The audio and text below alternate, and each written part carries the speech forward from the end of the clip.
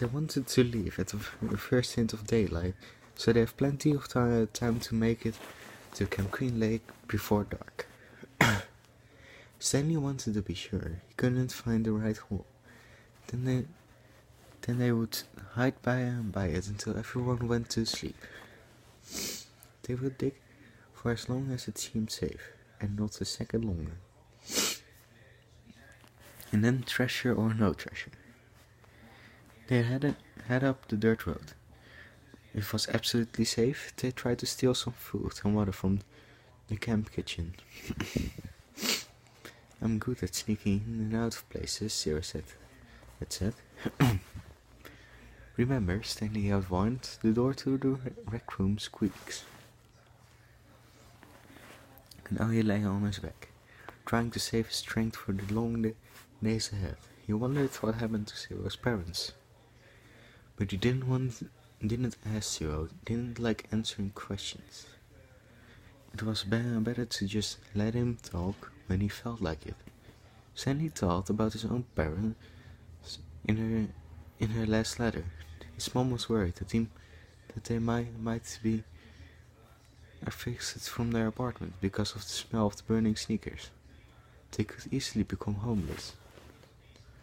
As well, again, he wondered if they had been told that he ran away from the camp. Were they told that he was dead? An image appeared in his head of his parents hugging each other and crying. He tried not to think about it. Instead, he tried to recapture the feelings he had the night before. The inacceptable feeling of happiness, the sense of destiny. But those feelings didn't return. He felt scared.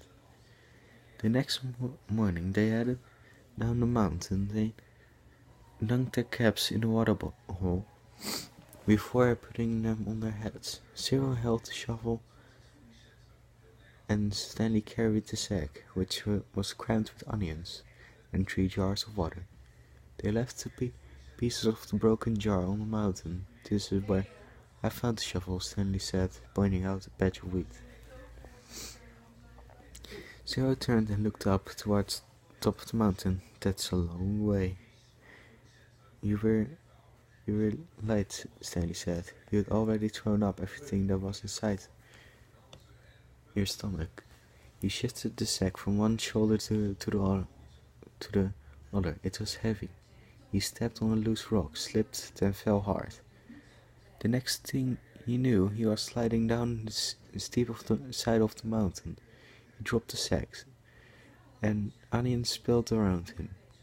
He slid into a patch of weeds and grabbed onto a thorny vine. The vine ripped out of the earth, but slowed him enough so that he was able to stop himself. Are you all right? Zero asked from above. Stanley groaned as he pulled the thorn out of the palm of his hand. Yeah, he said. He was all right. He was worried more about the jars of water. Zero climbed down after him, retrieving the sack.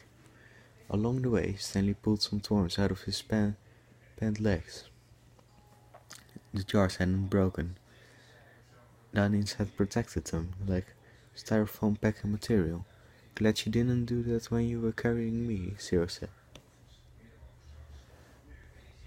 They'd lost about a third of the onions, but recovered many of them as they continued down the mountain.